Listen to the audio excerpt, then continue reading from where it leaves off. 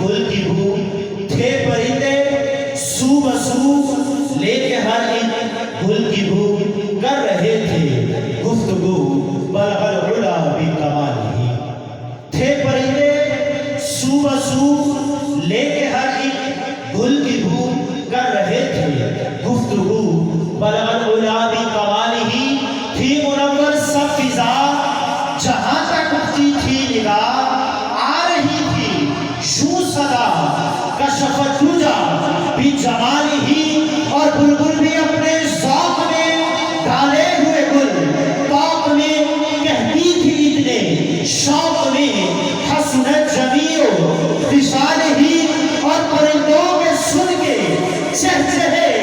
انسان بھلا کیوں چپ رہے، لازم ہے اس پہ یوں کہے صلو علیہ وآلہ، لازم ہے اس پہ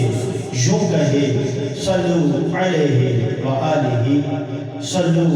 علیہ وآلہ۔